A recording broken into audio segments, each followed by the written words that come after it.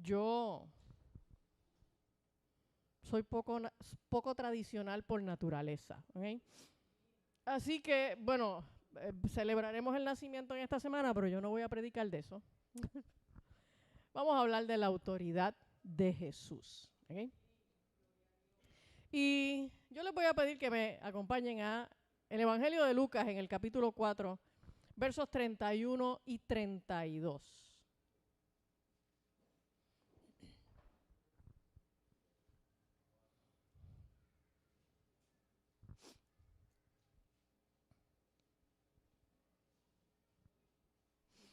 Y dice el pasaje: descendió Jesús a Capernaum, ciudad de Galilea, y les enseñaba en los días de reposo. Y se admiraban de su doctrina, porque su palabra era con autoridad. Y quiero que veamos un poquito el concepto de la autoridad de Jesús. La semana que viene voy entonces a abordar la autoridad del creyente. Por lo tanto, es bien importante que usted entienda la base de este tema para que podamos pasar al otro. Y en la Biblia, a veces nosotros pensamos que la palabra autoridad y la palabra poder son sinónimos, pero realmente no lo son. La palabra autoridad a lo que se refiere es a un derecho, ¿ok? Y la palabra poder es una acción que lo que describe es fuerza, capacidad para ejecutar una acción con fuerza. Cuando hablamos de autoridad, realmente de lo que estamos hablando es del derecho que se tiene para ejecutar un poder. ¿Ok? La capacidad, el derecho que se tiene para ejecutar un poder. Y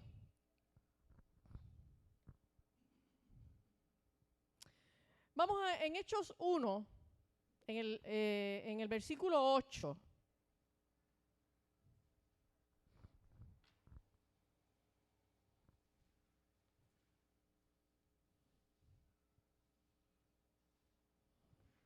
Realmente debe decir en el versículo 7 y 8.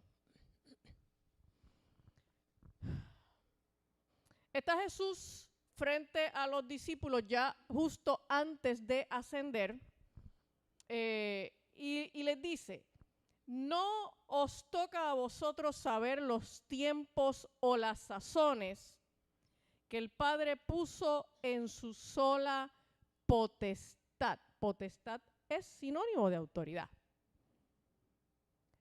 Jesús lo que está diciendo es, bueno, ellos le están haciendo una pregunta. Si vamos al verso 6, ellos le están preguntando si va a restaurar el reino de Israel en este tiempo. Y entonces Jesús lo que les está diciendo es: a ustedes no les corresponde la autoridad para saber eso. La autoridad para saber eso, Dios se la reserva para Él. No es para ustedes. ¿Ok? Pero entonces, mire lo que les dice en el verso 8. Pero, instead of, ¿ok? Recibiréis poder. No se te va a dar esta autoridad. ¿Ok? Lo que se te va a dar es una fuerza. ¿Para qué? Para predicar el evangelio. Pero recibiréis poder cuando haya venido sobre vosotros el Espíritu Santo y me seréis testigos en Jerusalén, en toda Judea, en Samaria y hasta lo último de la tierra. Así que este pasaje nos deja ver que autoridad es una cosa y poder es otra. Y la Biblia a nosotros nos concede, y esto es materia de la próxima predicación, pero solo voy a hacer este comentario. En la Biblia hay alguna autoridad que a nosotros se nos concede y otra no. Y hay un poder que se nos concede y otros no. ¿Okay? Ahora, vamos a ver la autoridad de Dios según el Nuevo Testamento. ¿Qué es lo que nos dice el Nuevo Testamento de la autoridad de Dios? Estoy hablando de Dios Padre. Lo primero, ya lo vimos en el verso 7, la autoridad de Dios es absoluta. Él tiene toda la autoridad y tiene una autoridad que no la tiene más nadie. Amén. No os toca a vosotros saber los tiempos o las sazones que el Padre puso en su sola potestad. Hay potestad, hay autoridad que es del Padre y no es de más nadie. Amén. Vamos a Romanos 9. En Romanos 9, entonces nos plantea una idea que a veces la gente no la puede entender con claridad porque piensa que es que Dios es caprichoso. ¿Ok? Y es que la autoridad de Dios es arbitraria. Cuando decimos que la autoridad de Dios es arbitraria, es que Dios hace lo que decide hacer. Él hace lo que le da la gana. Él escoge lo que hace. Amén. Miren lo que dice Romanos 9, desde el verso 18 hasta el 21. De manera que, está hablando de Dios, de quien quiere, tiene misericordia, y al que quiere endurecer, endurece. Pero me dirás, ¿por qué pues inculpa? Porque ¿quién ha resistido a su voluntad? Mas antes, oh hombre, mire cómo Pablo despacha este tema. Antes, oh hombre, ¿quién eres tú para que alterques con Dios? Oh. Entonces, sí, mira qué interesante. Nosotros esa gente, los llamados apologistas, ¿no? Que son estas personas que se dedican a profundizar en la argumentación en favor de la doctrina bíblica, de demostrar que Dios existe, etcétera. Eso está bien que tengamos argumentos, está bien que los conozcamos, está bien que los podamos debatir, pero ¿saben qué? El debate apologético tiene sus límites. De verdad, no todas las preguntas tienen que tener respuesta, no todo lo tenemos que explicar. Hay cosas que competen a la fe. Hay cosas en donde usted pone el límite y dice, ¿sabes qué? No pregunto más nada. Esa parte a mí se me hace difícil. Y a Nicole también. Nicole, hay veces que hay que ya decir, pues no pregunto más nada. ¿Ok? Y Pablo, que era un tipo brillante, Pablo era un intelectual. Pablo era un tipo que había estudiado mucho, que había tenido probablemente el acceso más elevado al conocimiento que se podía tener en su época. Pablo no pierde el tiempo dando argumentos que probablemente sí tenía. Y él lo único que dice es, ¿quién eres tú para que alterques con Dios? Usted puede hacerle a Dios todas las preguntas que usted quiera, pero Dios no necesariamente tiene que respondérselas. ¿Ok? De hecho, Anita menciona a Job. El caso de Job es clásico. Job está 30 y pico de capítulos haciéndole cuestionamientos a Dios y cuestionamientos en algunos casos irreverentes. Hay algunos cuestionamientos que Job le hace a Dios que yo pienso que se debió abrir la tierra y se lo debió haber tragado. Porque el tipo se puso bravo con Dios, ¿ok? Se puso irrespetuoso. Y entonces él le hace todas las preguntas que se le ocurren. Y cuando por fin en el capítulo 38 Dios se harta de oírlo.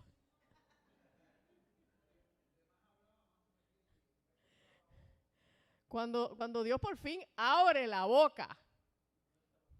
Yo sé que Job en ese momento debió haber preferido que Dios no le contestara nunca nada. Porque lo primero que Dios empieza a cuestionarle es, ¿dónde estabas tú? ¿Quién eres tú? O sea, ¿qué sabes tú, brother? Interesantemente, todas las preguntas que Job le hizo en 30 y pico de capítulos a Dios, Dios no le contestó ni una. Que Dios no tenía la respuesta. Que es que Dios no sabía. Que no le dio la gana. Que no le dio la gana. ¿Ok? Porque la autoridad de Dios es arbitraria. Pues Dios lo hace si quiere. Amén. Sigue diciendo, dirá el vaso de barro al que lo formó, ¿por qué me has hecho así? ¿O no tiene potestad el alfarero sobre el barro para hacer de la misma masa un vaso para honra y otro para deshonra? O sea, un vaso para usos bien buenos, lujosos, elegantes. Y una tacita de ¿cuántos de ustedes tienen? ¿Cuántos de ustedes todavía toman café en una tacita de estas de las que eran de margarina? Sí, yo tengo una verde. ¿Okay? Pues si usted va a casa y yo le ofrezco café, yo voy a sacar una taza chula, tú sabes. Pero yo tengo una tacita de esas de vasito de margarina. ¿Ok? Pues, entonces Dios, o sea, el alfarero escoge si va a tomar café en el cachajito de margarina o en una taza elegante. Amén. Así que Dios hace lo que quiere. Eso no lo hace injusto. Eso no lo hace injusto, porque Dios no puede negarse a sí mismo. O sea, no es cierto que Dios lo puede todo. Hay cosas que Dios no puede. Dios no puede ir en contra de su propio carácter. Dios no puede negarse a sí mismo. Dios no puede ir en contra de su propia palabra. Por lo tanto, Dios va a hacer lo que Él quiere dentro del contexto de su justicia. Dentro de los límites de su justicia. Habrán cosas que Dios haga que nosotros no entendamos, pero eso no lo hace injusto. ¿Ok? Es que el concepto de justicia que nosotros tenemos no es necesariamente el concepto de la justicia de Dios. Amén. Entonces, si vamos a Lucas 12.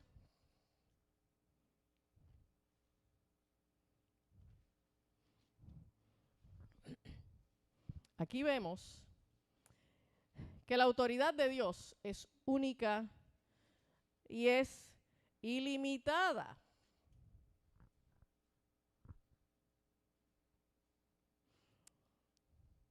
Voy a leer desde el verso 4. Dice, mas os digo, amigos míos, no temáis a los que matan el cuerpo y después nada más pueden hacer, pero os enseñaré a quién debéis temer. Temed a aquel que después de haber quitado la vida tiene poder de echar en el infierno. Si os digo a este, temed. Obviamente está describiendo a Dios, ¿no? O sea, tenle miedo a Dios. No le tengas miedo al que tiene la capacidad de destruir tu vida física aquí, pero no tiene la capacidad de decidir dónde tú vas a pasar la eternidad. Porque el único que tiene la capacidad de juzgarte y decidir dónde tú vas a pasar la eternidad es Dios. Y entonces dice, a ese es al que le tienes que tener miedo. ¿Ok? Es bien importante que entendamos que cuando la Biblia nos habla de que tengamos temor de Dios, temor no significa respeto. Temor significa miedo. Miedo. ¿Ok? O sea, a veces por ahí andan tratando de suavizar, tratando de crearle una imagen a Dios que sea políticamente correcta. ¿Ok? Una imagen a Dios que sea políticamente correcta.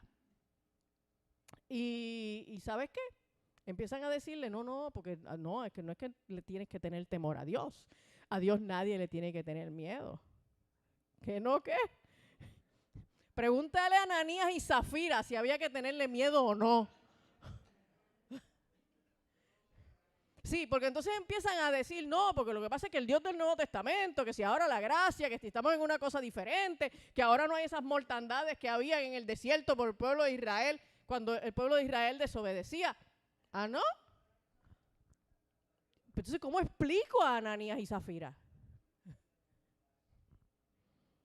Es que Dios ha sido el mismo, desde la eternidad y hasta la eternidad. Su carácter es el mismo. Amén. Y de verdad, el que conoce a Dios empieza a tener una sensación de que le da miedo pecar. Si usted se enfrenta a algunas situaciones en donde usted pudiera, ¿verdad?, pecar, usted tiene que escoger entre pecar o no pecar, y usted dice, ay, mira, yo no me atrevo a hacer eso. Cuando usted dice, ay, mira, yo no me atrevo. Eso es temor. Eso es temor. Que te da miedo hacer algo que tú sabes que va en contra de la voluntad de Dios. Tú sabes que Dios te ha dicho, no hagas eso. Y entonces, pues a ti te da miedo. Te da temor de faltarle a Dios. Te da temor de las consecuencias. ¿Ok? Por lo tanto, en este pasaje nos está diciendo que Dios es el único que tiene esta autoridad para juzgarte y la autoridad de Dios no tiene límites. Dios decide quién va para el infierno y quién va para el cielo. Si alguien tiene una autoridad más grande que esa, venga y explíquemelo. ¿Ok? Ahora, vamos a ver la autoridad de Jesús en el Nuevo Testamento, por supuesto. Si vamos a Juan 17,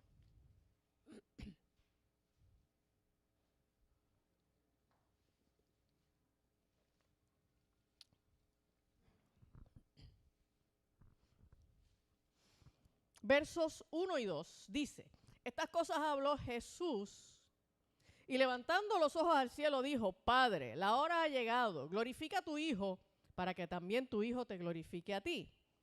Como le has dado potestad sobre toda carne para que dé vida eterna a todos los que le diste. Entonces Jesús empieza a establecer que la autoridad que él tiene es una autoridad delegada. Fue el Padre el que le dio esa autoridad. ¿Ok? Ahora, el hecho de que haya sido el Padre el que le delegó la autoridad no significa que la autoridad de Jesús es menor que la autoridad del Padre. Si vamos a Mateo 28, verso 18, Jesús entonces dice, antes de comisionar a los discípulos, toda potestad me es dada en el cielo y en la tierra. Toda. ¿Hay alguna otra dimensión además del cielo y de la tierra? Porque yo no la conozco.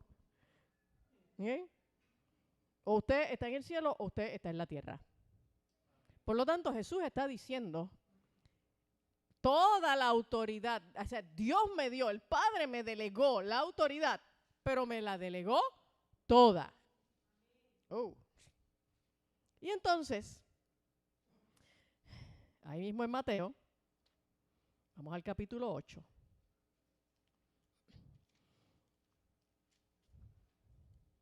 En ese ejercicio de esa autoridad, Jesús deja ver que Él tiene autoridad para sanar enfermedades y para perdonar pecados. Bueno, sanar enfermedades era algo que otras personas habían hecho antes. Por ejemplo, los profetas habían hecho algunos eventos milagrosos, ¿no?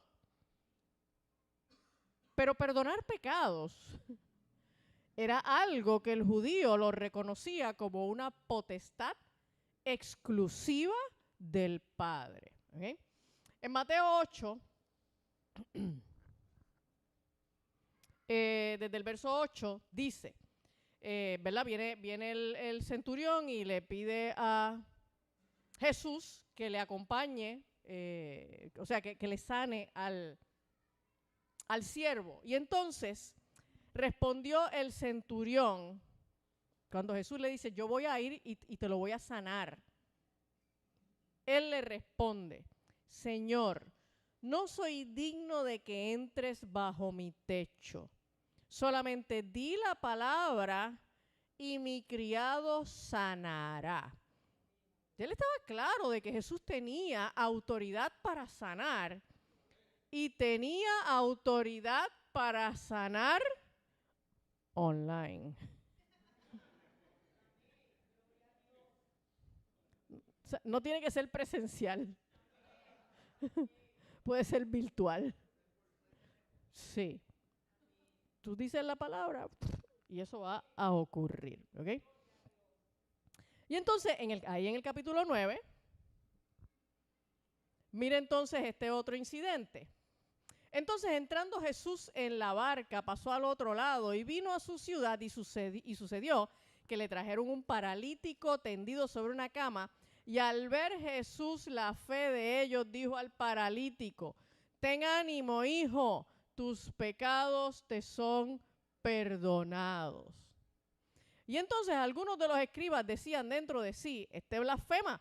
Y conociendo Jesús los pensamientos de ellos, dijo, ¿por qué pensáis mal en vuestros corazones? Porque, ¿qué es más fácil decir? ¿Los pecados te son perdonados o decir levántate y anda? Pues para que sepáis que el Hijo del Hombre tiene potestad en la tierra para perdonar pecados, dice entonces al paralítico, levántate, toma tu cama y vete a tu casa. Entonces él se levantó y se fue a su casa y la gente al verlo se maravilló y glorificó a Dios que había dado tal potestad a los hombres. Porque obviamente reconocían a Jesús como un hombre. Jesús estaba ahí en su condición de hombre. ¿Ok? Entonces, Jesús, en este incidente, Jesús lo que hace es que se acerca a perdonarle sus pecados. La sanidad es un extra que ocurre para dar señal. ¿Ok? Porque el primero le dice, tus pecados te son perdonados, y la gente empieza a decir, mira, este blasfemando ahí. Exacto. Mira, este blasfemando ahí, si nadie puede perdonar pecados más que Dios. Y entonces, Jesús le hace una pregunta. Ok, ven acá, dale, ¿qué es más fácil? ¿Perdonar pecado o decirle a este tipo que se levante y siga caminando? La realidad es que la parte más difícil es perdonar los pecados. ¿Ok? Y entonces Jesús le dice al paralítico para que fuera una señal de que en efecto él tenía la autoridad para perdonar los pecados. Jesús no estaba tratando de demostrar que él podía sanar al enfermo, él estaba tratando de demostrarles que él podía sanar los pecados, perdonar los pecados. Y entonces ahí es que le dice al paralítico, dale, levántate. Y te llevan la camita de una vez. ¿Ok? Así que Jesús tiene autoridad para sanar enfermedades y para perdonar pecados. Y los judíos entonces reconocían que esta autoridad pertenecía únicamente a Dios. Vamos a ver el pasaje de Marcos 2:7. Marcos 2:7.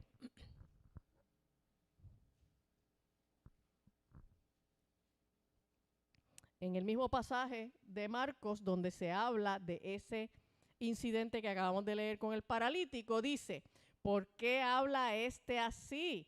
Blasfemias dice. ¿Quién puede perdonar pecados sino solo Dios? Y entonces los judíos empiezan a cuestionarse la autoridad de este hombre, no porque hacía sanidades, porque en la historia judía ya se sabía que habían algunas personas que podían ejecutar ese tipo de milagros. Lo que ellos están cuestionándose es una autoridad sobre un mensaje que era diferente, era un mensaje con autoridad. Y el reclamo de una autoridad que le correspondía solamente a Dios. De modo que si él estaba ejerciendo o reclamando una autoridad que le correspondía solamente a Dios, en términos de argumentación lógica, tiene solamente dos opciones. O este blasfema, está mintiendo, este no es Dios, está blasfemando, o este es Dios. ¿Okay? Y obviamente en ese momento era más fácil pensar, este blasfema. Oye, en verdad, o sea, no seamos crueles con los incrédulos, nosotros lo fuimos por mucho tiempo. Y en serio, o sea, de verdad, si alguien te dice, mira, yo soy Dios. Claro. Ajá. Exacto. Entonces, tú sabes, oye, los hermanos de Jesús no creían en él. Pero ponte en sus zapatos. ¿Tú te imaginas, Betty, tú te imaginas que yo te diga, mira, Betty, yo soy Dios? Tú sabes, de verdad. Tú y tu mamá y la mía son la misma, pero tu papá no, porque yo fui concebida por el Espíritu Santo y yo soy Dios.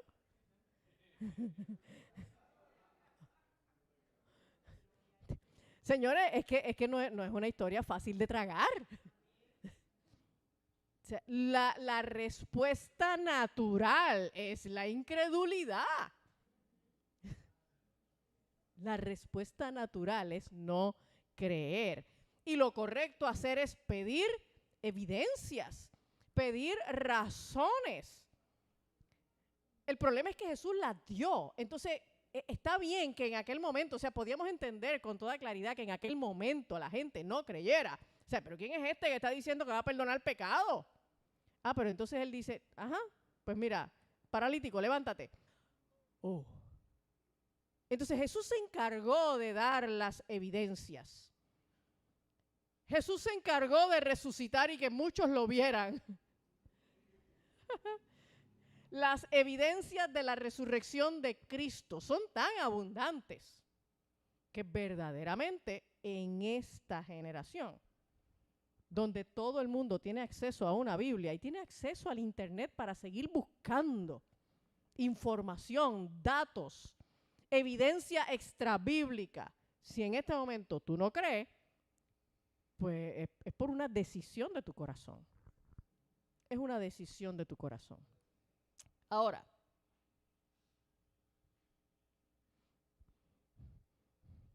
vamos a un pasaje, a un evento, el pasaje es largo, en donde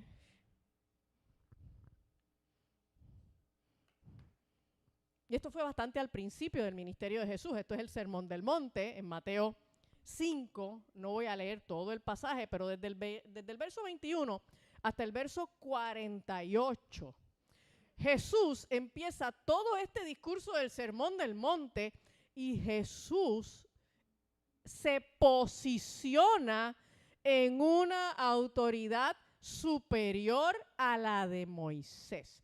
Y eso para el judío era una cosa inadmisible, inaceptable. Moisés, para el judío de la época, ¿verdad? De la época de Jesús, Moisés era la autoridad máxima de toda la historia.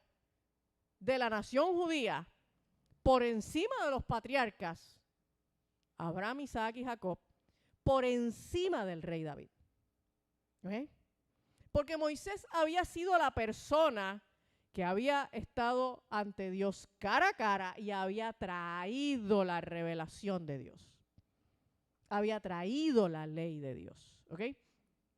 Y entonces, en el Sermón del Monte, Jesús dice, voy a brincar algunos versículos. Verso 21, oísteis que fue dicho a los antiguos. Ese oísteis que fue dicho a los antiguos, ¿de quién está hablando? De Moisés, porque ¿quién fue el que dijo no matarás y cualquiera que matare será culpable de juicio? Pues Moisés. O sea, Jesús no mencionó el nombre de Moisés, pero está hablando de Moisés, está tirando la indirecta, ¿ok? Entonces, verso 22, o sea, está diciendo, Moisés le dijo esto, pero yo les digo. Entonces trae un mensaje distinto, superior al de Moisés. Pero yo les digo que cualquiera que se enoje contra su hermano será culpable de juicio y bla, bla. Verso 27, oísteis que fue dicho, no cometerás adulterio, pero yo os digo. Verso 31, también fue dicho, cualquiera que repudie a su mujer, dale carta de divorcio, pero yo os digo. Y entonces él sigue con ese formato en este discurso, diciéndole a los judíos, Moisés les dijo, pero yo les digo. Oh. Entonces Jesús está reclamando una autoridad superior a la de Moisés. ¿Ok? Jesús está reclamando una autoridad superior a la ley mosaica, porque todos los argumentos que Jesús está planteando aquí los extrae de la ley. Imagínate. Entonces Jesús tiene autoridad superior a la de Moisés y todos los profetas. Jesús, además,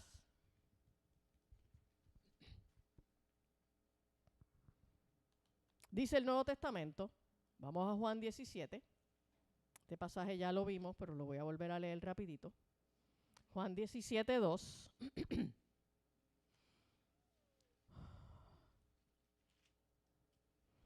Como le has dado potestad sobre toda carne, para que dé vida eterna a los que le diste.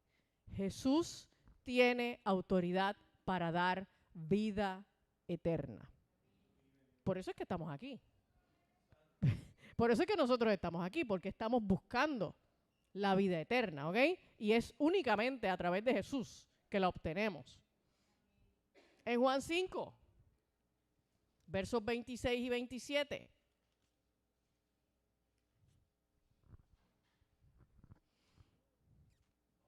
Porque como el Padre tiene vida en sí mismo, así también ha dado al Hijo el tener vida en sí mismo y también le dio autoridad de hacer juicio por cuanto es el Hijo del Hombre. Así que Jesús también tiene la autoridad para juzgar. Jesús tiene autoridad para hacer juicio. ¿Ok? Y por último, en Mateo 28, y este pasaje usted se lo tiene que saber de memoria, este pasaje usted no solo se lo tiene que saber de memoria, más vale que lo esté viviendo. Sí. Jesús se acercó y le habló diciendo, toda potestad me es dada en el cielo y en la tierra, por tanto, id y haced discípulos a todas las naciones, bautizándolos en el nombre del Padre y del Hijo y del Espíritu Santo, y enseñándoles que guarden todas las cosas que os he mandado. Y aquí yo estoy con vosotros todos los días hasta el fin del mundo. Así que Jesús tiene autoridad para comisionarnos. Comisionarnos es darnos una comisión, mandarnos a hacer algo. ¿Ok? Un mandato.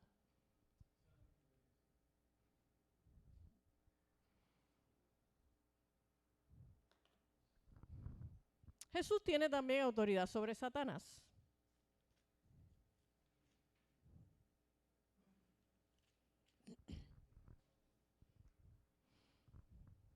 No voy a leer el pasaje completo, pero eso aparece en Lucas 4, del verso 1 al 12, donde Jesús está en la tentación en el desierto y Satanás aprovecha que lo coge débil, esmayado. Y entonces empieza a hacerle unas propuestas ahí, dale, la primera fue, vamos a negociar aquí un canto de pan.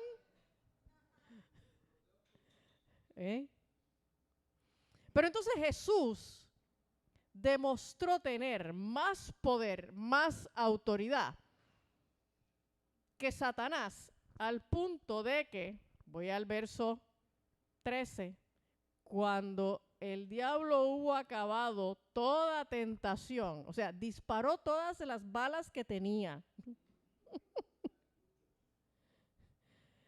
se apartó de él por un tiempo. Dios, espérate, no. Déjame irme, déjame planificar otra porque de verdad no me salió. ¿Ok? Sí.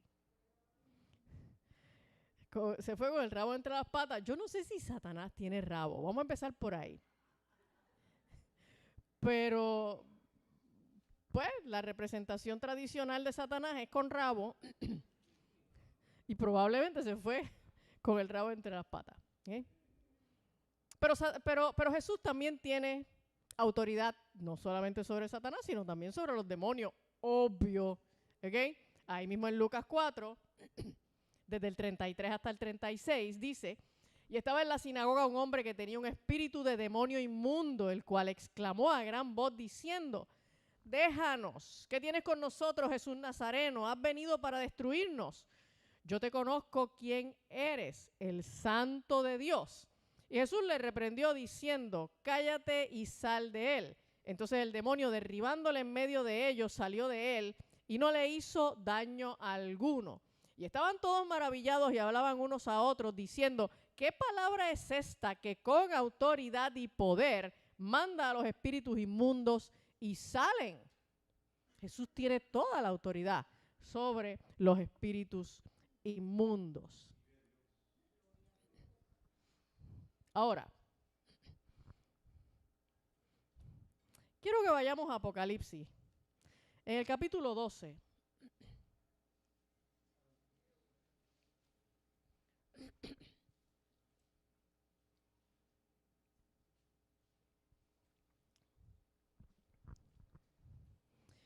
Y el verso 10, porque aquí quiero entonces concluir la predicación de hoy, pero la vamos a hilvanar con la predicación de la semana que viene.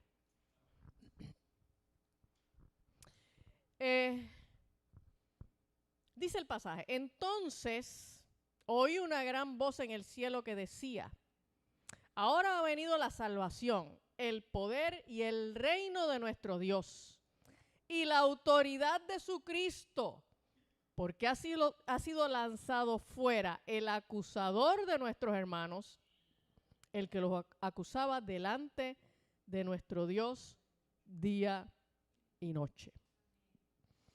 Entonces, ¿se acuerdan de la predicación del altar de oro? ¿Dónde está el altar de oro en este momento? En la presencia de Dios. ¿Y qué es lo que contiene el altar de oro? Las oraciones de los santos.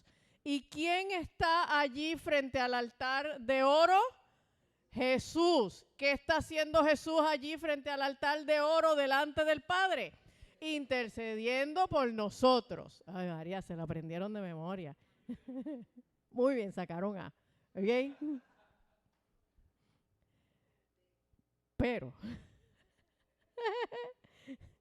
Pero, sí, porque es que esa imagen es exquisita.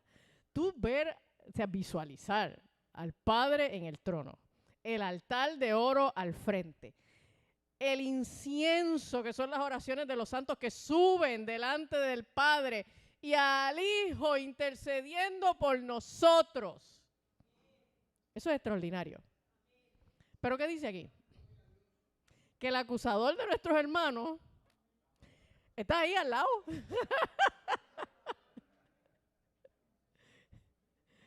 Está ahí también. Día y noche.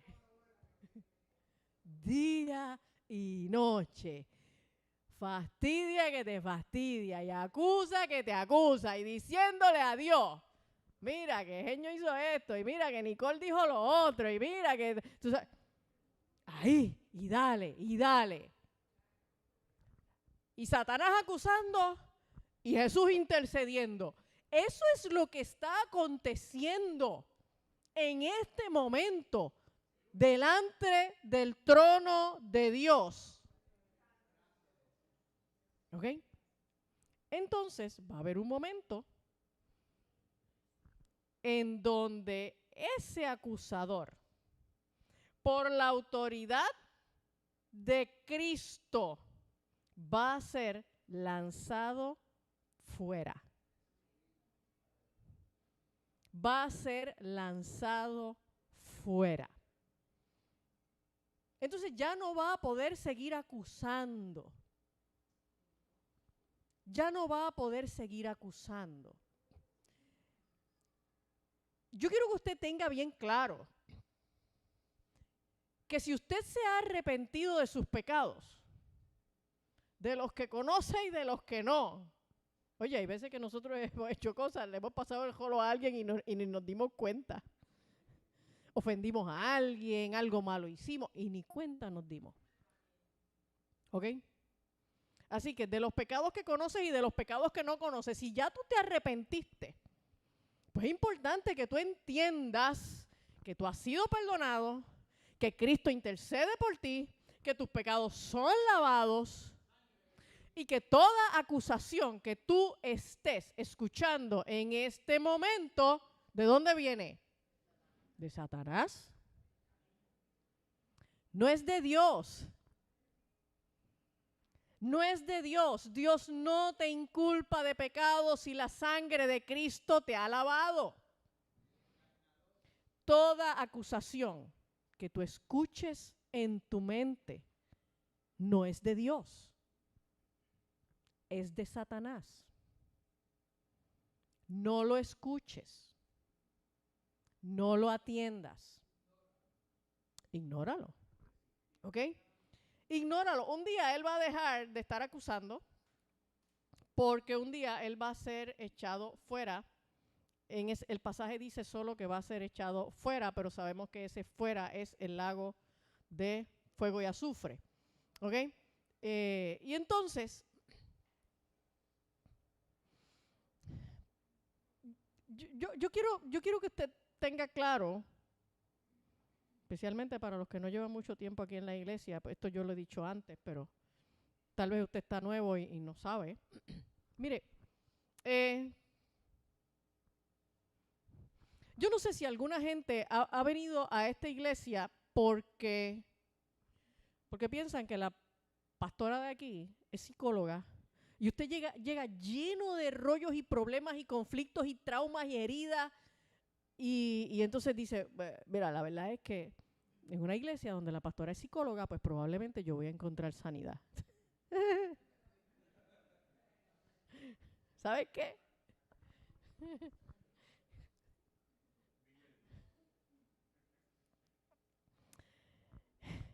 Jeremías menciona en varias ocasiones, capítulo 30, 33, qué sé yo qué, en varias ocasiones este concepto. Dios dice, yo haré venir sanidad para ti y sanaré tus heridas. Es Dios el que sana heridas. Es Dios el que trae sanidad. Y la sanidad que tú necesites con respecto a todas las cosas que hayan podido ocurrir en la historia, las que tú hiciste y las que te hicieron. Oye, porque algunas fue que nosotros las hicimos, pero otras fue que nos hicieron. ¿Ok? Toda la sanidad que tú necesites va a venir a ti en la medida en que te acerques a Él. toda la sanidad que tú necesites va a venir a ti en la medida en que dejes de escuchar la voz del que te acusa de día y de noche delante de Dios. O sea, lo único que tienes que hacer es arrepentirte de tus pecados, acercarte al Señor y empezar a escuchar su voz a través de la palabra. Escudriñar las Escrituras y conocer a Dios aquí. Y esto sana.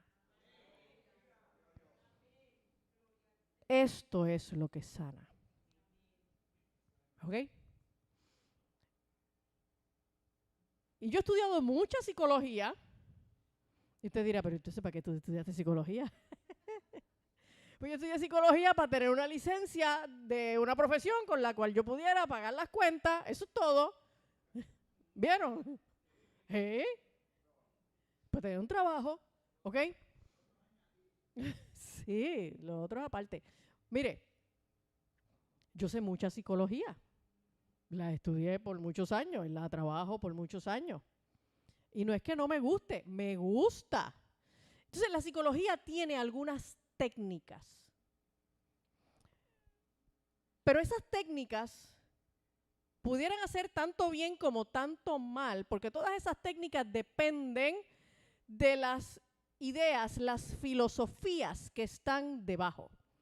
Por eso la psicología es una ciencia muy diversa, porque hay filosofías de base sobre algunos modelos terapéuticos que son espantosos, que no funcionan. Y no funcionan porque no parten de la realidad del ser humano. ¿Ok? Por mencionarles solo un ejemplo. Todo lo que tiene que ver con los modelos de terapia humanistas, existencialistas y centrados en la persona, parten de la premisa de que el ser humano es bueno por naturaleza. Y que por naturaleza el ser humano va a buscar el bien, la autorrealización y toda esa ñoña. ¿Ok?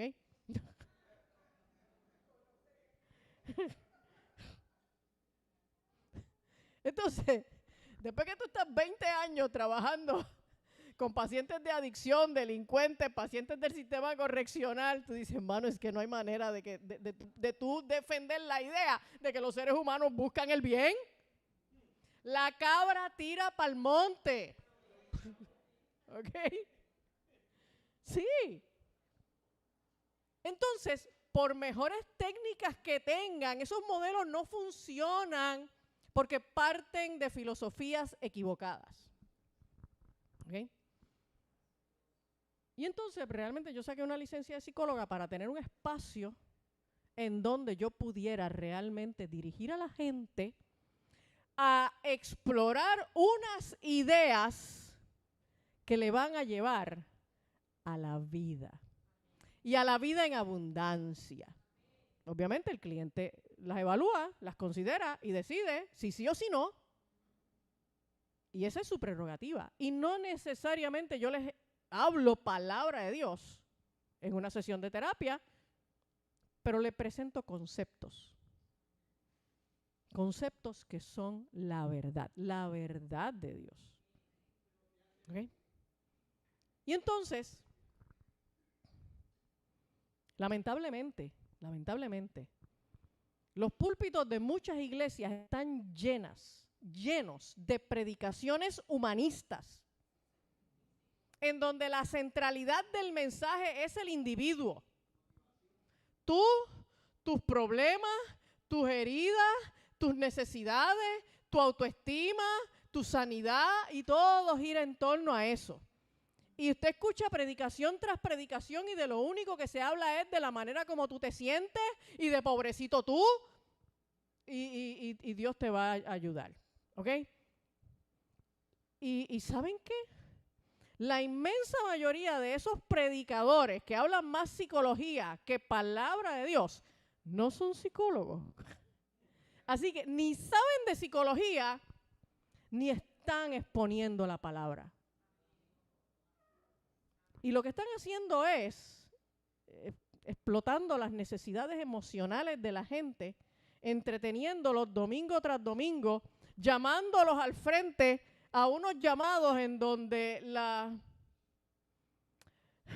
cúspide de la experiencia es que tú te hayas matado llorando ahí al frente. Yo sé que muchos de ustedes han estado en iglesias así. No, me venga, pasa acá al frente y mátate llorando. Y entonces, usted ve que las tarimas, los altares allá, ¿okay?, tienen de manera estándar, siempre, como artículo fijo, cajas de Kleenex, ¿verdad? ¿Ustedes han ido a iglesia? ¿Ustedes han ido a iglesia que al lado del púlpito hay una caja de Kleenex? Sí. Mire, si usted necesita llorar, llore. Pero yo no voy a pararme aquí a provocarle a usted. Yo no voy a pararme aquí a manipularle sus emociones. Yo sé manipular emociones. Yo tengo un doctorado en eso. Si hay alguien que podría hacer eso, soy yo. ¿Okay? Pero la realidad es que lo que te va a sanar es enfrentarte a ese Cristo que con toda autoridad no solamente perdona tus pecados, también sana tus heridas. Y está en este momento, a esta hora, parado frente al trono de la gracia, frente al altar de oro, con esas oraciones de los santos, todo lo que tú has orado en esta semana, delante del Padre, intercediendo por ti y diciéndole al acusador de los hermanos, échate para allá, cállate la boca. Intercediendo por ti. Es esa la manera, es mediante esa autoridad que tus pecados son perdonados, tus enfermedades son sanadas y tus heridas también. Amén. Así que vamos a orar y vamos a darle gracias a Dios.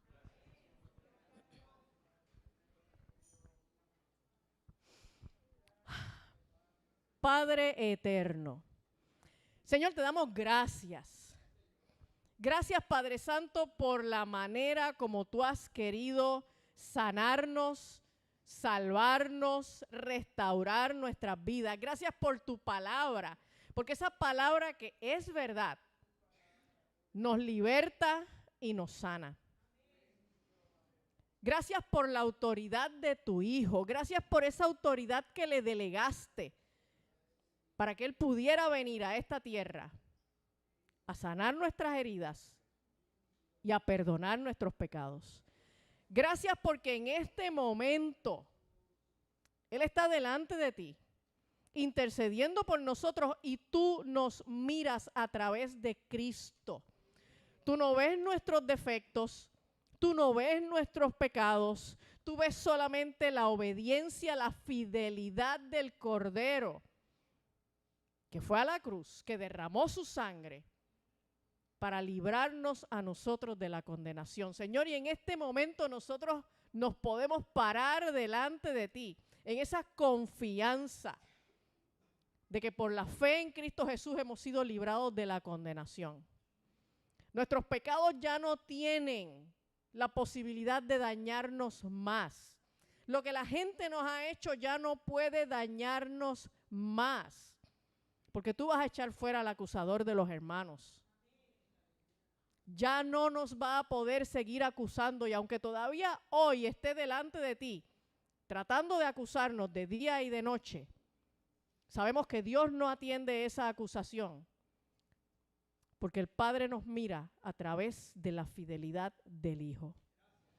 Gracias porque por el sacrificio de Cristo nosotros hemos sido hechos justicia de Dios en Él. Gracias, gracias, gracias, Señor. Gracias, Jesús. Gracias, Padre. Amén y amén. Gloria a Jesús. ¿Quién lo hizo? A su nombre. Aleluya.